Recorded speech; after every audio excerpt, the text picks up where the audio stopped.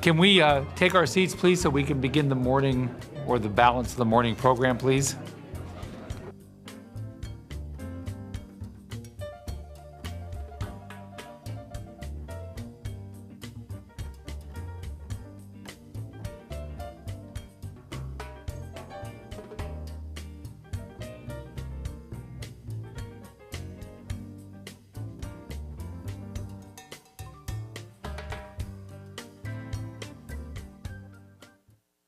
Thank you very much for coming this morning, and we're now going to have a conversation about the future of technology, but we have some very specific questions and very specific goals, and for a description of that, I'm going to turn it over to my co-chair, Commissioner Ginsburg. Thank you, Mr. Bauer, or Commissioner Bauer. Welcome, everyone, and thank you very much. As we've gone around the country, we have been overwhelmed with the comments from election administrators at all levels about the challenges they face with technology in the future. So we appreciate all of you in the industry coming to join us, and we have some very specific requests to make of you, which is we really do want to talk about the future of technology. We all know you have wonderful, wonderful products. We've had the opportunity to see them all, so we're not interested in the specific products you have now. We are interested in looking to the future and answering the questions what jurisdictions with limited budgets will be able to do with their machines as those machines get increasingly older. And so we would very much appreciate your thoughts about technology in the future, because there are many of you, and we do want to have a robust discussion over the course of the day. We would ask you to limit your remarks to 5 minutes per company. We'll be a little dogmatic about enforcing all of that. But again, we look forward to what each of you has to tell us about the future of the companies. So with that, why don't we dive right in, and Professor Gilbert, would you please begin? I'll begin with saying that I'm not a vendor. We've created a technology called Prime 3 that brings me here today, so I appreciate you all having me here. With respect to the future of technology and voting, from my perspective, I have basically three areas that I'll comment on briefly. One will be, I do think we will see a shift, and we're starting to see this now in design of voting technologies towards what I call a universal design, meaning the notion that we previously have seen of having an accessible machine and then a machine for everyone else. I think that is going to go away in the future in voting, that we're moving towards a uniform machine that has accessible features that can be used anytime. So that's my first comment. Then the second area, we saw this in the presidential election, and I think had something to do with you all being here, is the time it takes to vote and voting lines. I think we're going to see an insurgence of technology created to address voting lines and voting times. We've done research in this area, and we know there's certain methods and things you can do to address voting times and voting lines. So I think there will be innovations and new technologies and put into this area. And then the last area, I think, voting technology we're going to see advances in the future and innovation. I do think, with respect to UOCAVA voters overseas, there's been this issue of security and voting, internet voting, which I agree with, meaning that I don't think it's possible to submit a ballot using today's technology securely back in the method that most people think of when you say internet voting. However, I think you can submit a ballot in a different way and having a physical ballot being created on the other end in real time. So I think there will be advances in internet voting, but it won't be in the traditional sense of submitting a ballot like I go in and submit something for my checking account. I think it's going to be a more interactive experience. And again, we've done research in this area and prototyping that suggests it can be done securely, meaning you can't change the outcome of an election undetectably or change someone's ballot undetectably. So those are the three areas I think we'll see advancements in with respect to innovations in technology and voting in the future.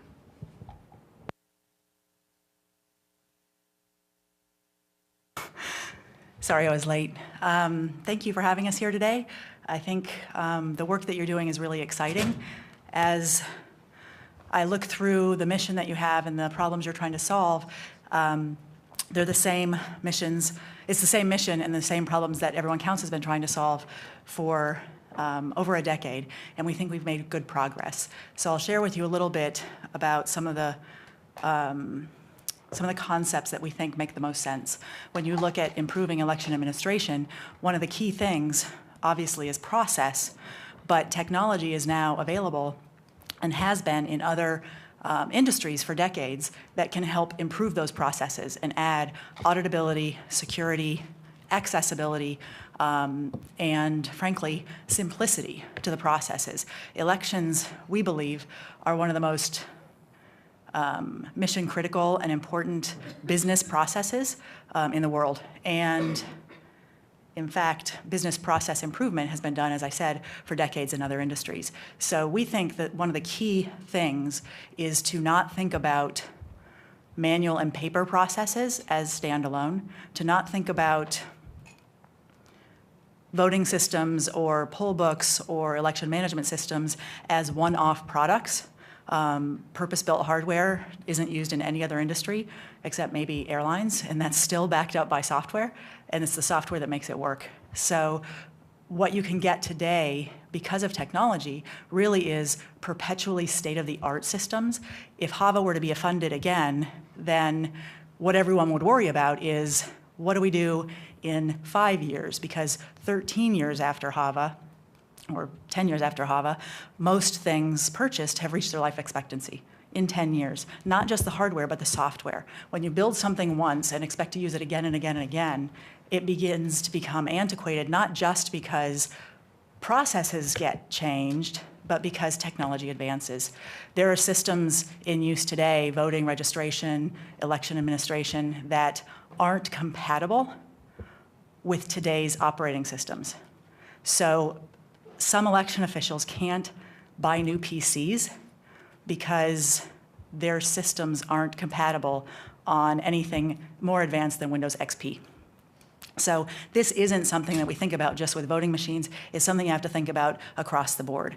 So a software as a service model, whether it's for voting, for registration, whether it's for poll book or auditing and tabulation, is really important. As I was saying, if HAVA were to be funded again, it could buy something that can be perpetually state-of-the-art. So in 3 years, it isn't going to be broken. So you can use a software-based voting system anywhere. As some of you saw when you came into our room, a voting machine today could be an iPad, an Android tablet, or a PC, or your mobile device. You don't have to have long lines where people in states that can't vote early have to go in and mark a 20-page ballot while 70 people are standing behind them, or 700 people. Instead, you can use express voting. You can vote on your tablet. A QR code can let you go into the express voting line, and suddenly your ballot is there and submitted instead of having to wait. So if you think about what could be done today, think about what you are doing every day with all of your other systems and services. And one thing I would also suggest is, in thinking through what to make a recommendation on going forward, I think it's important that we actually have the hard but important conversation about what we accept and what we want. Because we can all sit here and have a paper versus electronic debate, but the reality is we all know this can be hacked by anybody. And some good electronic things are harder to be hacked. But we have to decide if we're going to have the conversation that is, everything we do now is just fine, or actually it's not, it's just familiar. And it's really important to make the decision in advance if you're going to accept that what we do is good enough or not. If you're not, talk about what could be and what is happening everywhere else. If you are, at least acknowledge, we know it's not good, but we're going to pretend it is. Thank you very much. Good morning, Commissioners. Thank you very much for this opportunity. And I want to follow on with those comments as how we think about our history, but how we look to the future.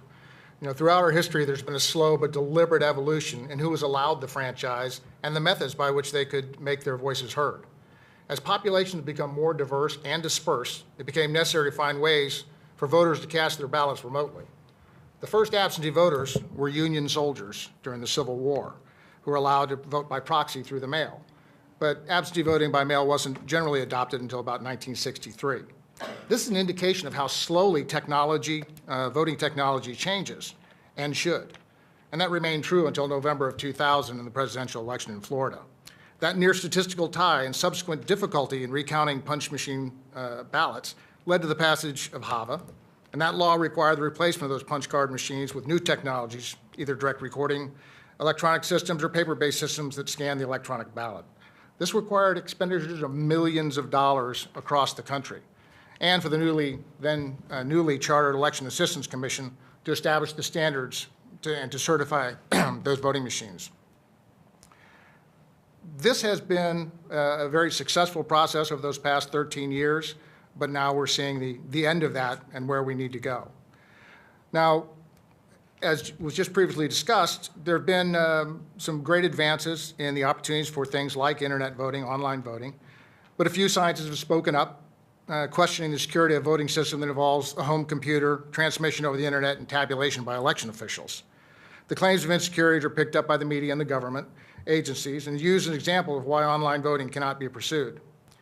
The International Foundation for Electoral Systems identified the greatest threats to integrity of electoral systems as systemic manipulation, electoral malpractice, and fraud. By far, IFAS found that the most likely of these was electoral malpractice, just human error in the electoral system. Essentially, human error in any system is most likely the cause of bad outcomes. Fraud is far less likely. In the U.S., between 2002 and 2005, hundreds of millions of votes were cast. In that same period, there were 95 cases of fraud prosecuted, with only 5 instances of multiple voting resulting in conviction. The human error in that period likely prevented millions from having their voices heard. The fear of the remote possibility of fraud is being used to allow the probability of electoral malpractice to proliferate. There has to be a better way. This commission was chartered to examine and propagate best practices in election administration. This presumes that the current practices are adequate to meet the needs of a dynamic population. And if we could just skim the cream, then all elections administrators' practices would improve. The impetus for this, of course, was the report of long lines at the polling place in election 2012. According to Professor Stewart's survey of performance for American elections, the nation's average waiting time on 6 November was only 13 minutes.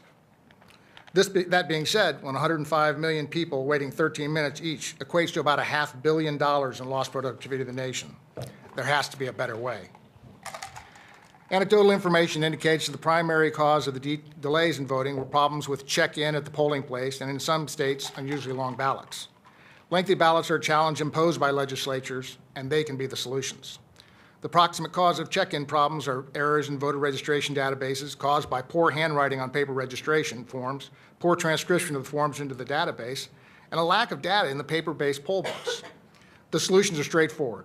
Online voter registration eliminates most of the transcription areas, and electronic poll books allow each polling place to have the full VR database to best direct votes. Still, our practice is to conduct elections on a single day for a fixed number of hours. The introduction of mail-in absentee ballots in '63 and early voting after the turn of this century has done much to distribute the volume of voting to these other mechanisms. Today, we're seeing nearly 50% or greater of electoral exercising a non-election day option. That is that better way.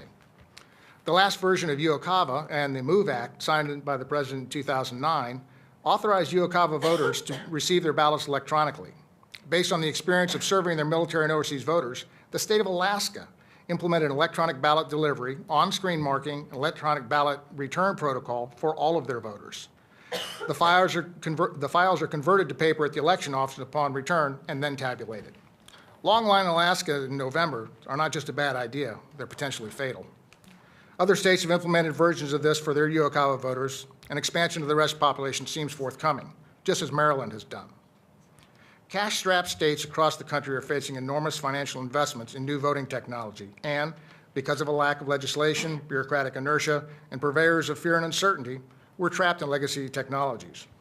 In some cases, such as the city of New York, we're taking steps back to lever machines. There is a better way.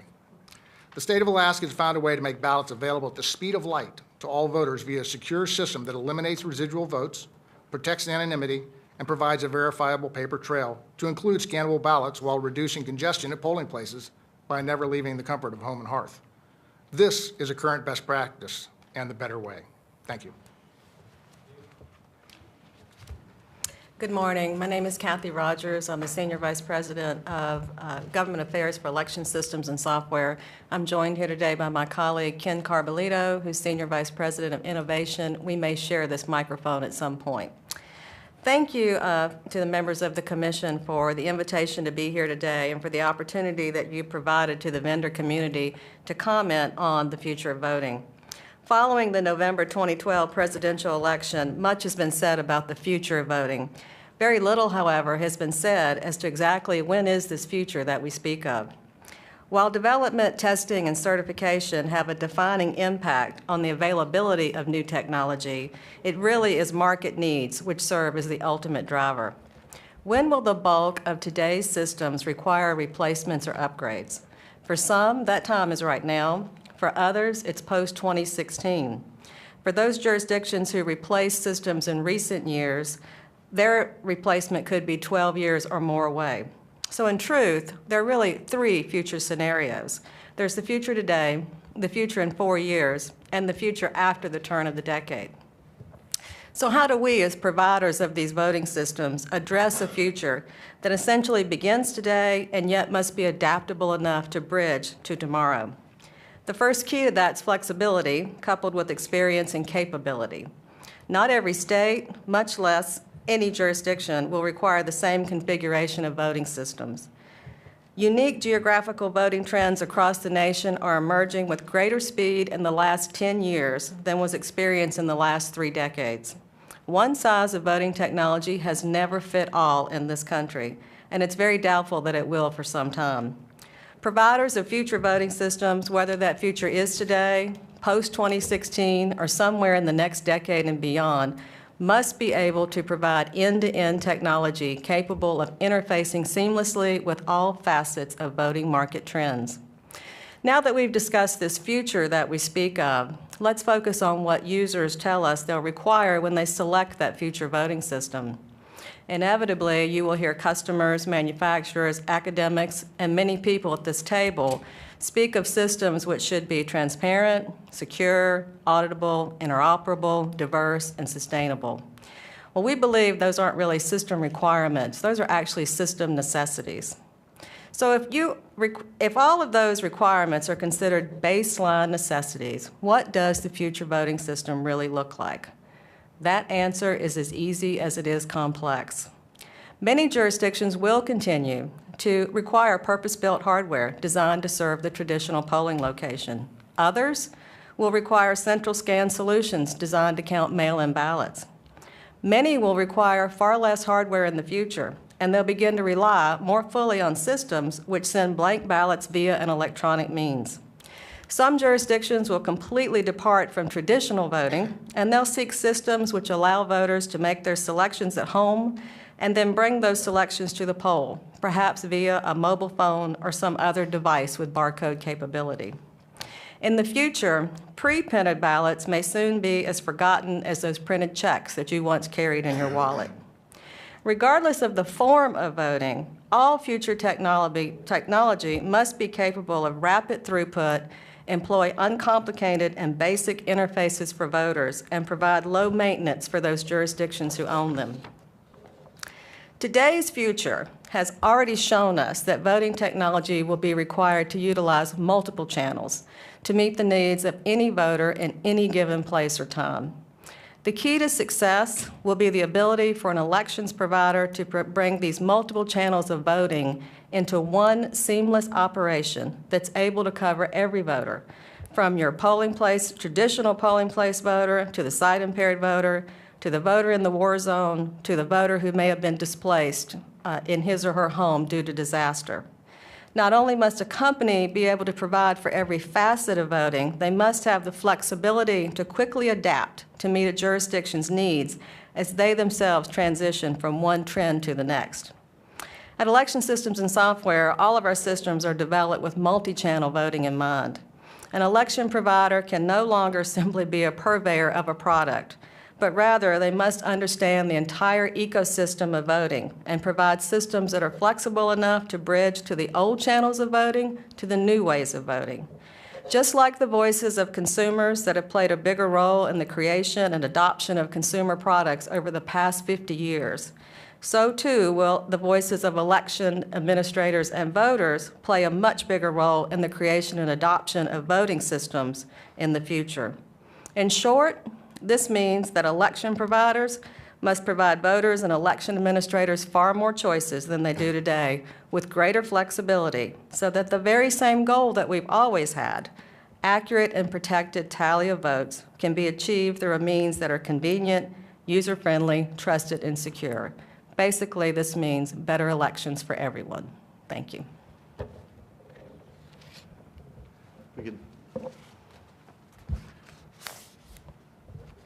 Hi, my name is McDermott Coots. I'm the Director of Research and Development for Unison Voting Solutions. I actually do have a presentation that I was going to pop up here real quick, but in the interest of time, there is only one slide. And let's get right to it. This is the responsibilities of a voting system and a voting system vendor: accessibility, accuracy, auditability, reliability, and security. None of these should be new to anybody standing in this room.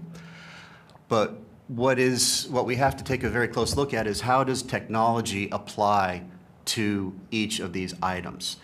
It's always been a watchword of mine that technology itself does not solve a problem.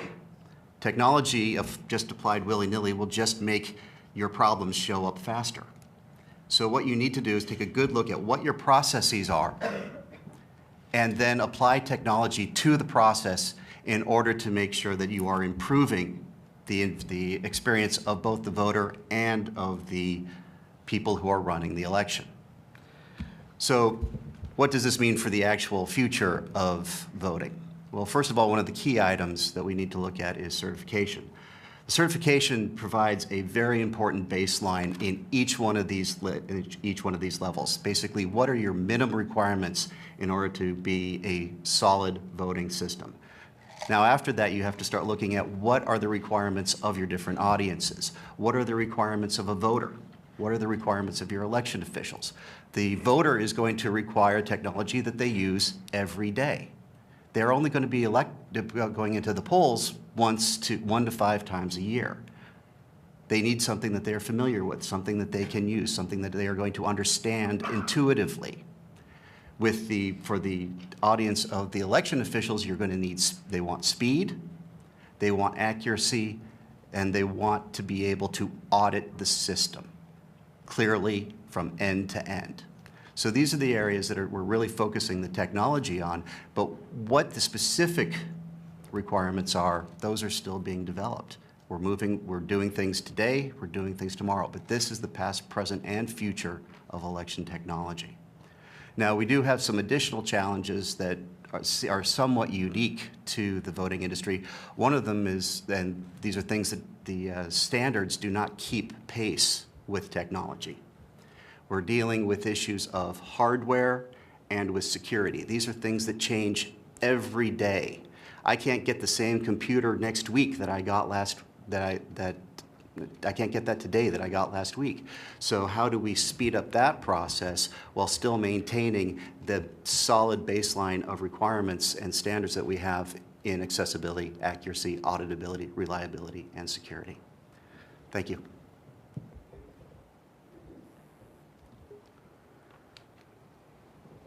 Good morning.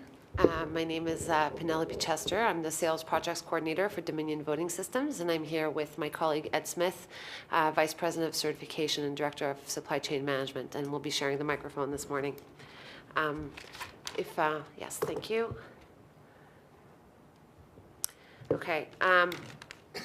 So looking at the last 3 or 4 decades, the optical scan tabulator emerges as the longest lasting, most trusted and effective voting technology. And even though our lives currently are increasingly digital and screen-based, perceived security issues with DRE systems, once thought to be the future of voting technology, have supported the further development of optical scanners. Indeed, the VPAT requirement in many states brings us back to this need for a physical audit trail, which the paper ballot is. So in terms of future trends, Dominion believes that the same kinds of expectations which drive innovation in other industries, the demand for greater transparency and openness, also applies to the future of our industry. For vendors, this will mean stronger than ever audit mechanisms, greater transparency and openness in the way we operate and in the way our systems work. Another trend which will drive our industry is the increased expectation of convenience through the diversification of voting channels. And in this context, we believe it's important to at least open the door on the internet voting debate. There is now an entire generation of young people called digital natives. And while they may not be voting today, they will be voting soon, and their expectations might be different than the current generation of voters. It's, in our view, counterproductive and an abdication of civic duty, actually, to ignore the subject and simply say no. Online ballot delivery, as other colleagues have remarked, has already been identified as the way forward in the context of UOCAVA. In addition, many countries, not all successfully, have begun testing, implementing, and supporting the development of online voting. That said, as far as our company is concerned today, and as I mentioned previously, the optical scan tabulator will remain the key technology for the foreseeable future. In addition to the trends previously identified, transparency, openness, and convenience, accessibility and designing system with accessibility in mind has been a driving force for innovation and research and development in the industry and will remain so. As an example, as many of you have seen this morning, Dominion's ImageCast Evolution is the first all-in-one unit, which combines a tabulator and a ballot marking device, allowing all voters to use the same machine and the same ballot regardless of their ability. As our population ages and as our society seeks to mitigate the impact of all kinds of disabilities, vendors will need to continue to design systems to serve these needs. This means not just people with disabilities, not just people in a wheelchair or with vision problems. This also includes pregnant women, senior citizens, people with limited English language skills, or people with limited literacy skills. Dominion believes that as far as accessibility is concerned, the future of voting technology includes the full realization of the HAVA mandate for privacy and independence in the voting process. Good morning. I'd like to expand on some of the previous commenters' remarks and on, I lost my slides, and on other comments around auditability. Auditability has become an increasing demand. People want to know that that optical scanner really read the ballot in the way that the voter intended. And indeed, we see discrepancies when there are recounts and canvassing situations. So we're seeing more of a movement to the digital scanners with their ability to take a full picture of the ballot and make those ballot images open to all candidates, campaigns, interested citizens, as we've seen, for instance, in Humboldt County, California. That's better transparency. It's more open. Citizens can be more sure that the people who actually were declared the winners should indeed have been declared those winners. And furthermore, related concept is software verification, ensuring that the units have the proper firmware, that nothing's been added, taken away, or modified. Same with the application software in use at Election Central, that once again nothing's been added, modified, or taken away. Audit logs underlie the auditability. There's much better logging due to efforts at the EAC in recent years to enhance what we see in the 2005 VVSG and certainly what you saw from the 2002 FVSS.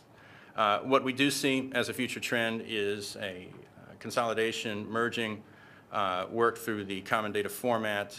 There's some folks here associated with that effort to bring audit logs to a common data standard so that interested citizens, candidates, campaigns can better access those logs and make use of them. So in conclusion, we've heard a lot about technology. We've heard a lot about process as well, you on the commission especially, and those need to be married up, and both areas need improvements.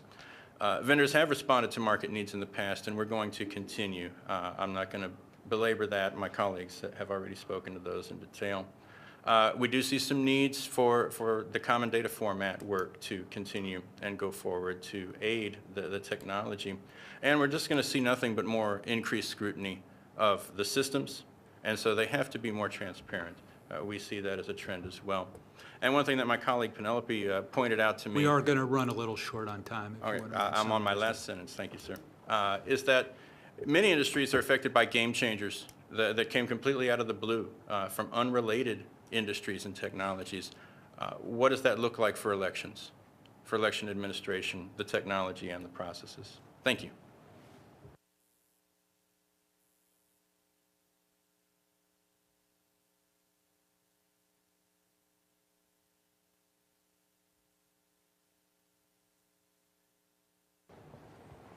Good morning. My name is Eddie Perez. I want to thank Mr. Bauer and Mr. Ginsburg and the full commission for the invitation to be here today.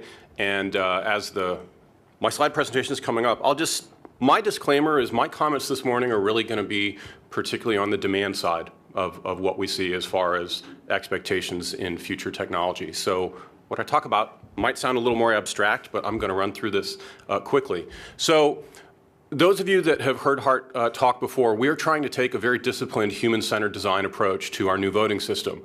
We have identified and we're very serious about focusing on 3 specific values, which are usability and adaptability and transparency, as far as what we think future technology demands. Today, what I want to do, though, is I actually want to advance that discussion, because another really, really critical part of thinking about human-centered design is the fact that it's going to change. If there's one thing that we can say about human beings, it's that they are restless, they are creative, they are demanding, and they're always inventing new things. And some of them are truly revolutionary. So the first thing I want to say as far as the approach is that when we think about the proper approach to future technology, human-centered design is not only focusing on these 3 core values of is it easy, will it last a long time, and is my system working correctly, and how do I know? But again, we need to assume that humans are going to be fickle and they're going to be creative, and that's part of our challenge to try to get ready for. So let's turn then, if that's the approach, to the solutions. The picture that I want to paint here is one of going from a kind of point-to-point, more static way of thinking about voting and the election experience to something much more robust. It's a little bit like going from the model of a brick-and-mortar retail store versus the dynamism of a connected World Wide Web.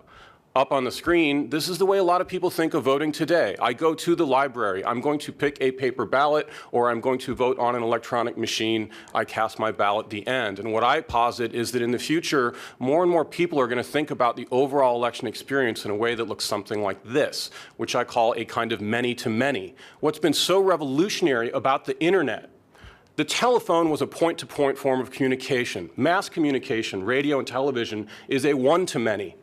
Well, with the internet, we suddenly have this proliferation of inputs, access points, incredible opportunities for participation. That's what's revolutionary. But what's even more revolutionary is this idea that emerged back in 1999, and this idea of an Internet of Things. And what I mean by that, I don't want to take it too literally. Don't get hung up on the idea of internet. It's that the many-to-many connections and the way that people expect it today, it's not just computer-computer, it's to device. It's people with their smartphones talking to their cars and getting online to get their voter service information and so forth. So this is the vision of this idea of an Internet of Things, anytime, anywhere, by anything. Today, so much of the industry and the way we think about voting looks something like this. But it seems to me when you crowdsource and you ask people what do they want in elections and in voting in the future, it looks a lot more like this. When they think about public services, they're thinking about a level of connectivity and access points that's far beyond anything we've done. So this is the idea of many-to-many. This is more participation on more devices with more modalities. That's what I mean about restlessness and creativity. when you have forward-thinking places like the International Foundation, the Information Technology and Innovation Foundation, or Los Angeles County doing open idea searches, if you just ask for the demand from people, what do you expect in elections, they're not talking about the brick and mortar place. They're talking about online voting. They're talking about the things my colleagues have mentioned, downloading a ballot from the comfort of your home, using familiar, accessible technology. They're talking about mobile vans and so forth. This is the idea of many to many, and I think an important way to translate it, I started with the values of usability, adaptability, and transparency.